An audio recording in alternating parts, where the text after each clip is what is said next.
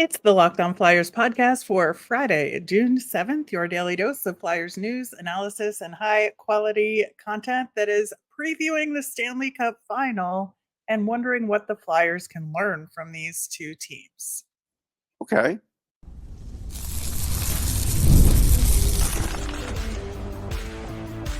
You're Locked On Flyers, your daily podcast on the Philadelphia Flyers, part of the Locked On Podcast Network. Your team every day. Hey there, and thanks for making Locked On Flyers your first listen every day. I am Rachel Donner. You can find me on Twitter at rmiriam. I'm here as always with Russ Cohen, who's on all your favorite social media apps at Sportsology. We are at Locked On Flyers on Instagram, Threads, Blue Sky, and Twitter as well. Today's episode is brought to you by Game Time. Download the Game Time app, create an account, and use the code LOCKEDONNHL for $20 off your first purchase. Terms apply. You can find our show over on YouTube or on the SiriusXM app or anywhere you listen to podcasts. Subscribe to get our latest episode as soon as it's available here on the Locked On Podcast Network, your team every day. Russ, we have finally arrived. Well, not even really finally, because it's still one more day, right? Until the Stanley Cup Final. But it feels like forever since the conference finals ended. We will finally have some hockey again Saturday night. But, these two teams, I think it's such a fascinating matchup to me because you have the Florida Panthers returning again after getting so close last year. And then you have the Edmonton Oilers, who the expectation has been for them to get there for so long. It's kind of hard to believe they're actually there. Yeah, especially with the ups and downs and having to fire a coach mid-season and all of that. Yeah, it's a pretty interesting matchup for sure. Florida's definitely been trending this way. Edmonton, like you said, has been trying but not really showing it. So yeah, both have a lot to prove. Both have a lot. There's a lot of great players in this. I mean, the Edmonton players will probably get more press than the Florida players, but the Florida players probably are okay with that. Yeah, I feel like the Florida Panthers should be on a billboard for "There's no I in team." Right.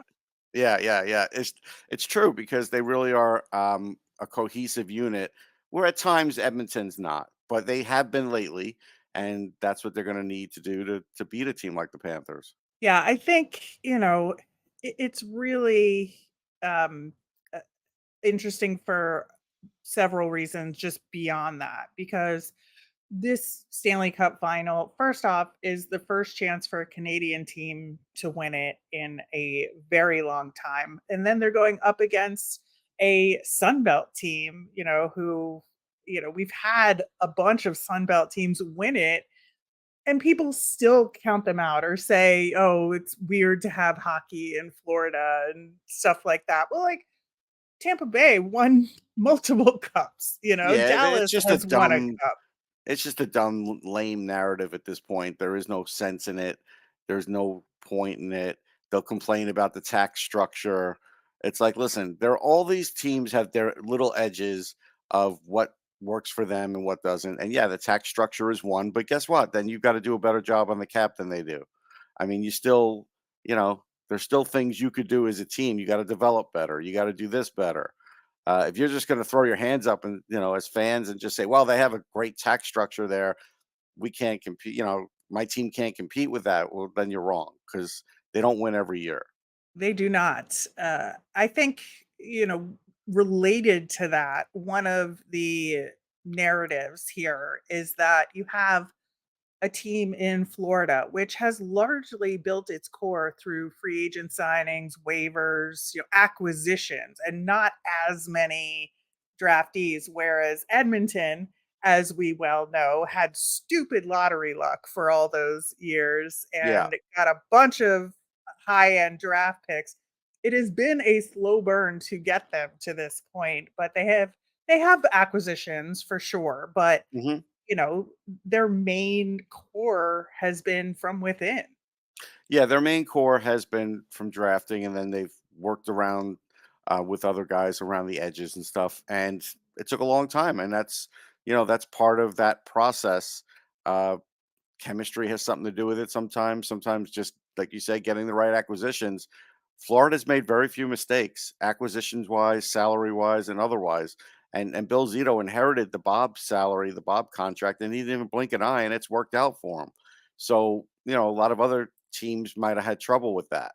They didn't. They've navigated it right. They've made great trades.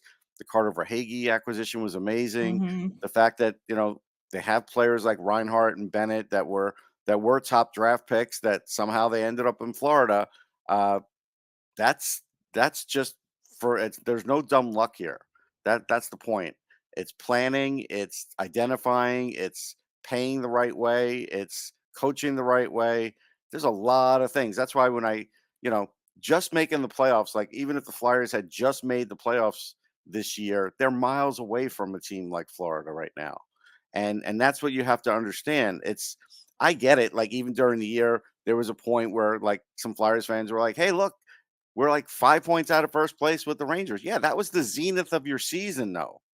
And then it started to slip a little past that. And a lot of it had to do with the way the second half of the season goes in the NHL, the way the gameplay changes, the grind, all of that.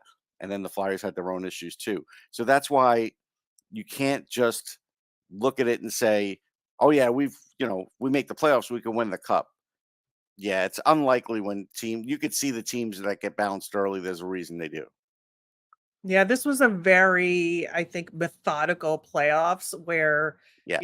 all the favorites won in the first round. I feel like there was just like something more predictable in a lot of ways about these playoffs. I think until we got to the conference finals, frankly. So Yeah. I think that this is just showing like how tweaking methodology in the NHL is going right now until some team blows it up and figures out a different way.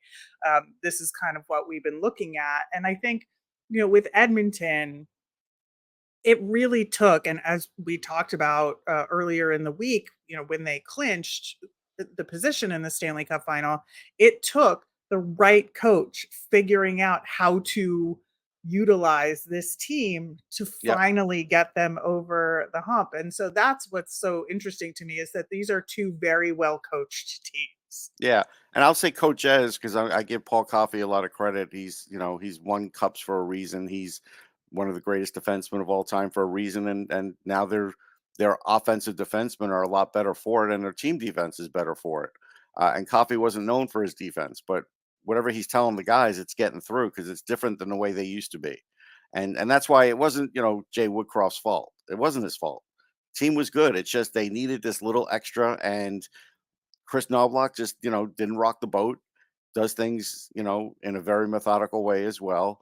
And it worked out. Like he had sort of some experience for this. Like, look, he going back to the Erie Otters, he was McDavid's coach. And so that never hurts. And I covered McDavid in Erie and remember talking to Chris even back then.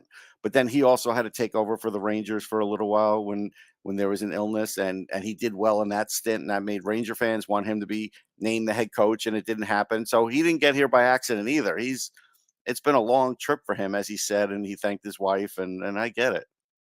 Yeah, he's kind of a fix it man. So Yeah, he is. uh I think that has been a really cool thing to see.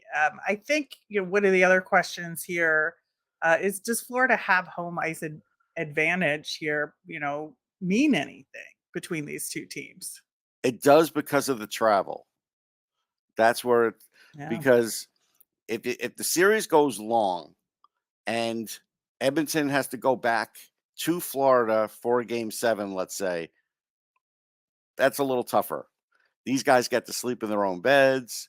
It's definitely an advantage if it gets to that. But that would be a big advantage. It would.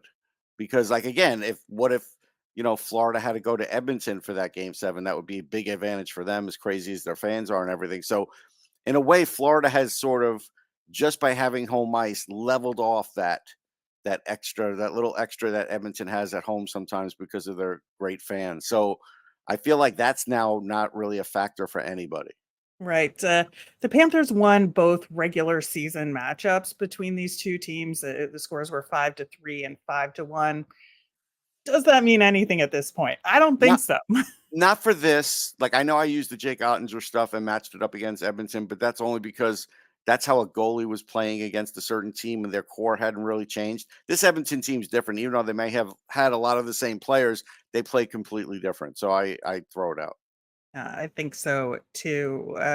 We're going to get into the big showdown for this matchup, I think, which is the Oilers power play versus the Panthers defense.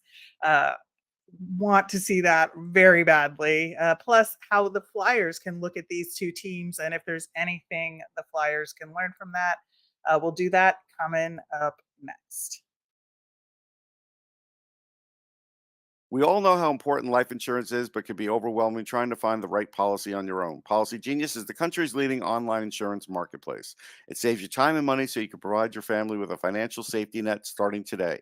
With Policy Genius, you can find life insurance policies that start at just $292 per year of $1 million of coverage. Some options offer same-day approval and avoid unnecessary medical exams. I know it feels so much better to have insurance and not to have to worry about my family being covered. Your work insurance policy may not offer enough protection for your family's needs. Even worse, it may not come with you if you leave your job. And Policy Genius gives you an unbiased advice from a licensed expert support team. Check life insurance off your to-do list in no time with Policy Genius. Head to policygenius.com/lockedonnhl or click on the link in the description to get your free life insurance quotes and see how much you could save. That's policygenius.com/lockedonnhl. All right. So I think the epitome of unstoppable force meets immovable object is this Oilers power play against the Panthers defense, because that has been, I think, for each team, one of the biggest highlights for each of them. And like, what happens here?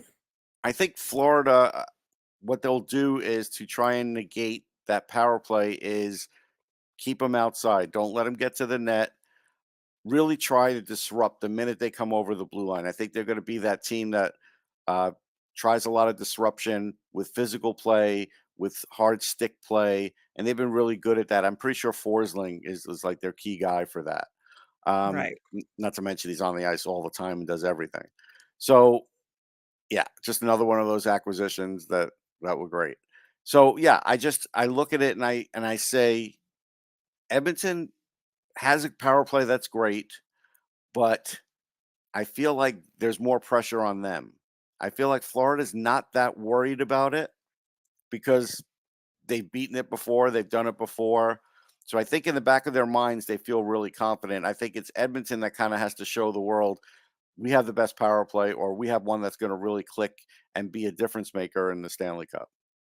Yeah, and I think given that it is the final, the officials are going to be really reticent to call stuff as much anyway.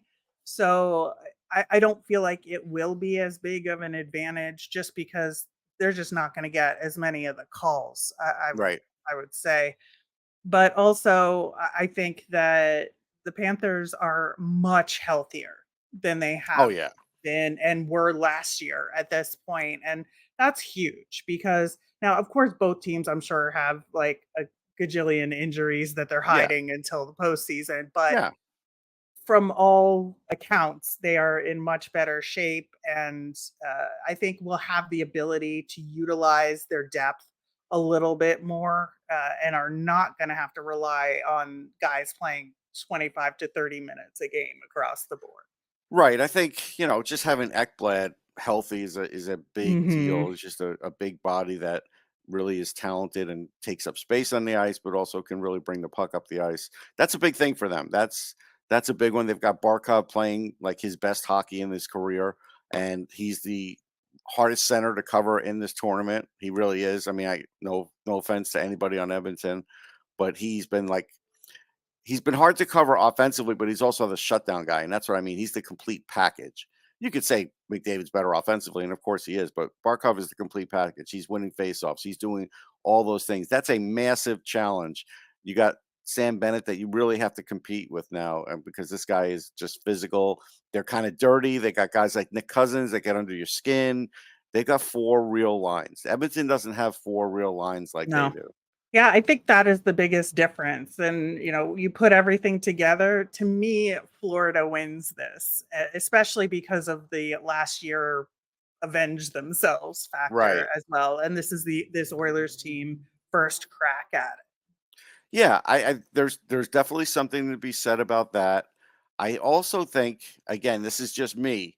My coaching strategy would be, let's wear these guys out early. Like we wore Yeah, the Rangers out. Let's wear them out early. Let's not have to go through all this crazy travel. I think that's going to be the plan. I think they're going to be leaning on them from the beginning. I think the first period will be a little rusty because they've been off, but I think after that it's going to ramp up for better than both for teams, both though. teams. Yeah, for both teams. And but then I think it'll ramp up into something really good. But yeah, I just feel like Florida's just going to play nasty in your face hockey, hard defense. They'll get their offense when they need it. They'll take their shots, their spots, pick their spots when they need to. Bob has been, this is the best I've seen him mentally in his career, and I've covered him a lot, and I've had, the knowledge, a lot of inside knowledge on him throughout his whole career. And yeah, he's just been terrific, and he may not be the best goalie in the playoffs. Maybe that was Shesterkin, but he's got the most wins, and he's there. Skinner may have the same amount of wins now. Maybe there's one win difference, but there's a reason. Bob has been really a steadying force, and actually, I think Bob also has been a little more aggressive on guys in one-on-one situations where he kind of used to just lay back and let them make the last move and he try and stop it.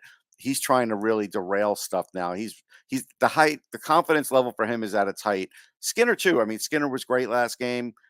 This is new for him, and I can't tell you that if Florida goes up 3-0 in the first game that he's going to all of a sudden just bounce back from it. I don't know. He doesn't Right. know how he's going to react. That's another little edge that Florida has, I think. Yeah, to me, Florida wins this in 5 or 7, but not 6. Right. Right. I think it's the same way. I don't think it's in 6. 7, sure it's possible, but I don't think they want that. But I think it was 2011 when Boston played Vancouver, and I thought I'd be covering Boston winning it in Boston, and instead they had to go fly to Vancouver to win it. And so you never know. And, Sometimes that we all happens. know what happened then. Yeah. So Yeah. that was a time for sure. Well, as far as what the Flyers can learn from these teams, I think, obviously getting the lottery luck. We talked about it with the Devils. At one point, they have had some lottery luck in the division. The Oilers have definitely had lottery luck. Flyers had lottery luck once, and that did not pan out for them. So, No, that was just unfortunate. Like that was just yeah, a bad break with Nolan Patrick. Look, when the Flyers got the Florida pick, I know fans were hoping, hey, maybe they'll get eliminated early. I never thought that. You never thought that. We always were counting on this show. We were counting it as pick 31 or 32. Like that's how we were doing it. And now we're pretty much saying it's pick 32. yeah. Yep. Well, there's some good guys that will be available. We'll talk about Absolutely. that in the weeks coming up to the draft more for sure. But I think, you look at Edmonton and you look at Florida, and for the Flyers, the path is somewhere in between those two teams where you have to have key signings at the right time, but you also have to draft and develop from within. And you're not, we're not getting those superstar players except for maybe Mitch Koff, Right. but that is a TBD Right. on him. But like for now, that's it. So I think that the Flyers can really look to the Panthers more here, I think, than the Oilers in a lot of ways.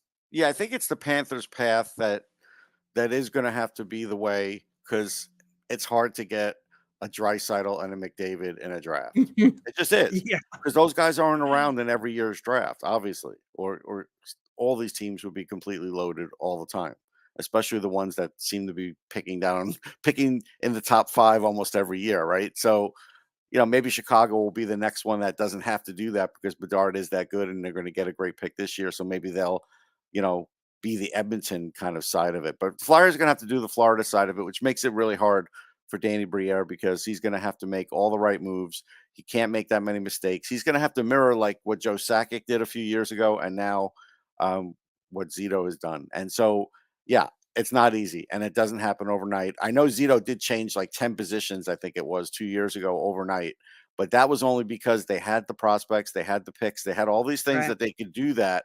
Um, The Flyers aren't quite there yet where they have all the trade pieces and everything that they could do to kind of start to do that. And really, they don't have that goalie yet either. We don't know what Sam Urson even is yet.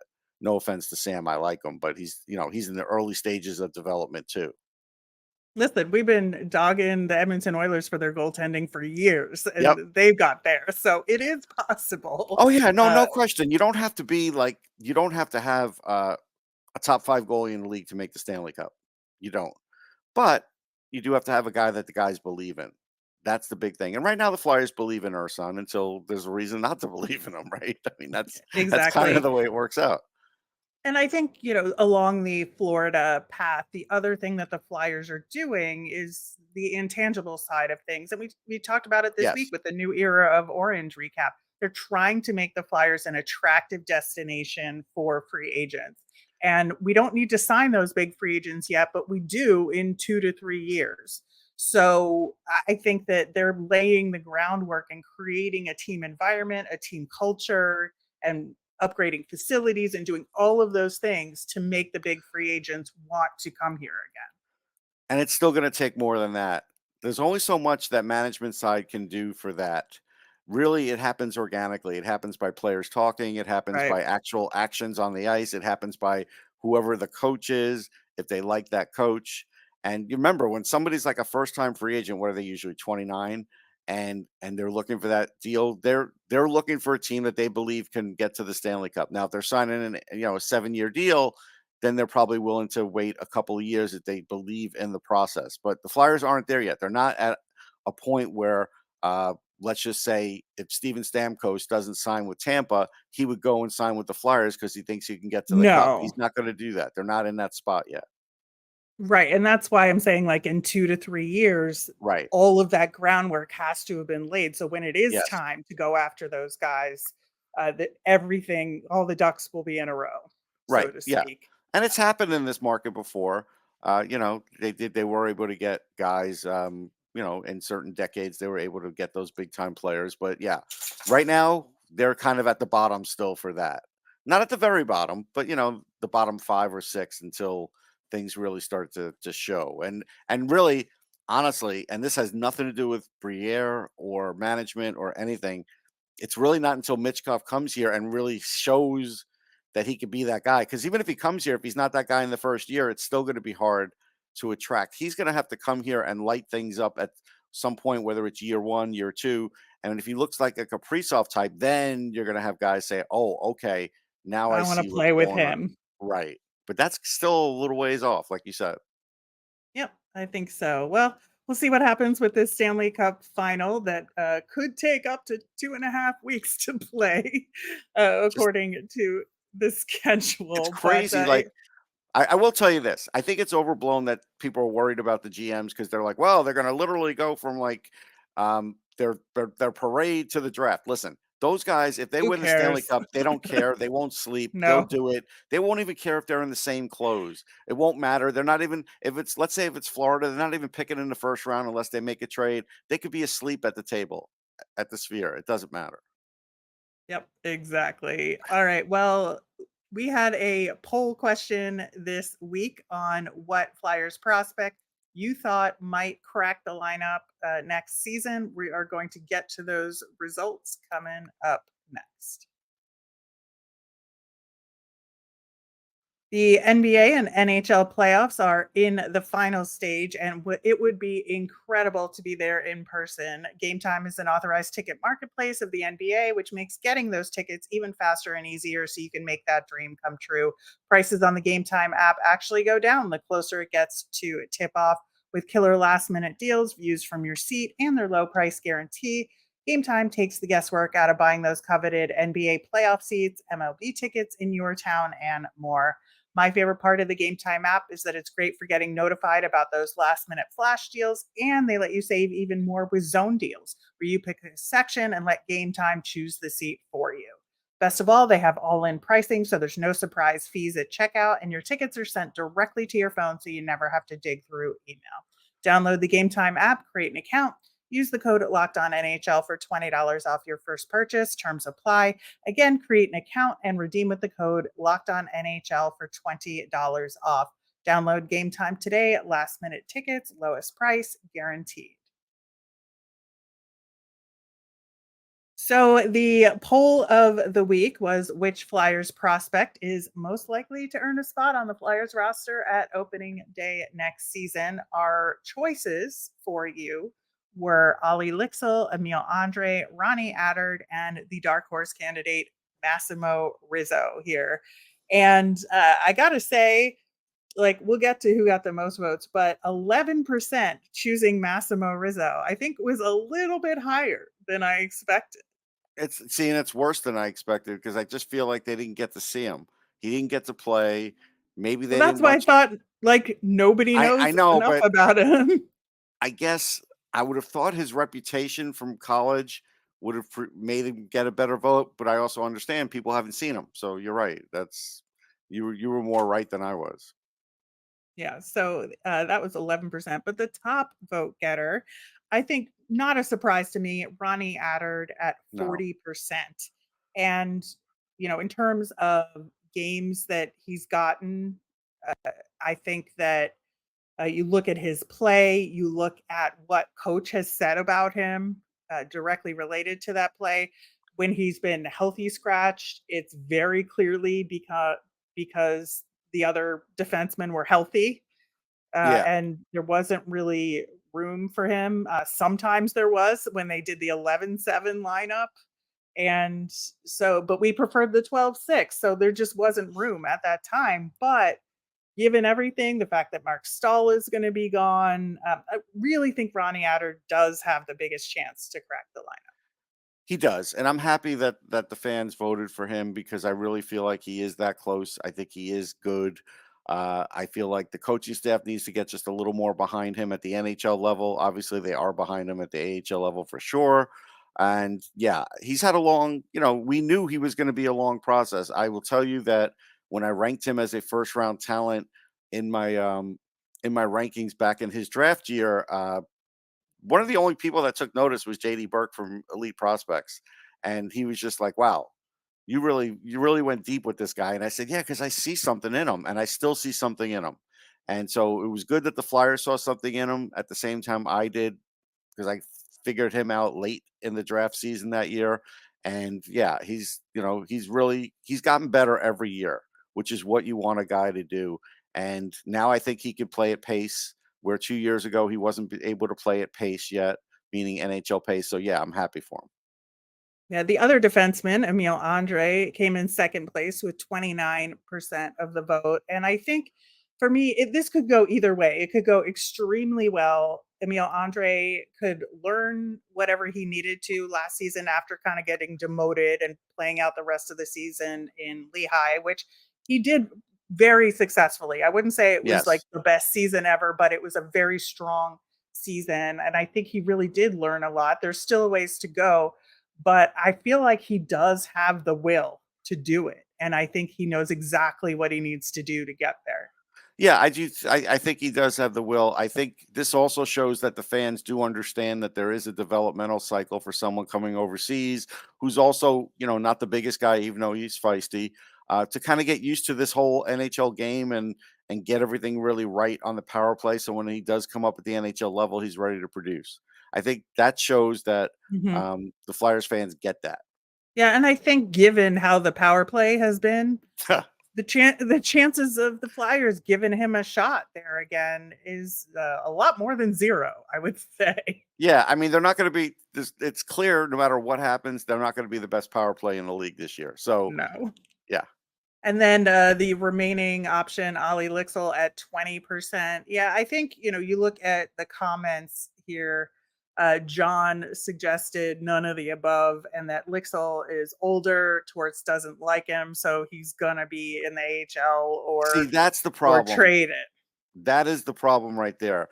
If Torts liked him and gave him more time, I think people would have more confidence in him.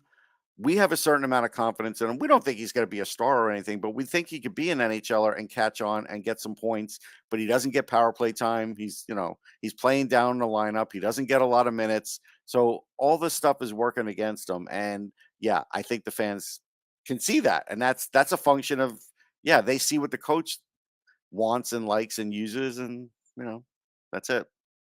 Yeah, I think, in terms of what I would do, very different, especially with Ollie Lixel. But in Yeah, me too. terms of you're looking at what the team would do, I think this poll is spot on in It terms is. of the order here, and the percentages kind of make sense to me as No, they well. got it But right. I think they got it yeah, right. I do too. Man, would I love Massimo Rizzo to just, completely blow everybody away. But it certainly would be a bit of a surprise if he Yes. did Oh yeah. crack the lineup overall. But yeah, I think, it'll be interesting to see what training camp looks like with all these guys and where everybody ends up. We will have a new poll question on the Monday show. So, another topic for y'all to get involved in. And we will announce that then, as well as our new nemesis of the week. We're going to have Russ's scouting combine recap with all the dirt from what went on there. So, it should be a great show. As a reminder, we always want to hear from you. So send in those mailbag questions via Twitter at Locked On Flyers. You can email us at lockedonflyers@gmail.com or comment on our YouTube channel. I'm Rachel. I'm on Twitter at rmiriam. That's RMIRIAM. I'm Russ. I'm at Sportsology, SPORTSOLOGY. Locked On has launched the first ever national sports 24/7 streaming channel on YouTube that's also available on Amazon Fire TV in the free Fire TV channels app. Locked On Sports Today is here for you 24/7, covering top sports stories of the day with local experts of Locked On, plus national shows covering every league. Find Locked On Sports Today now available on the free Fire TV channels app. Have a great weekend, everyone.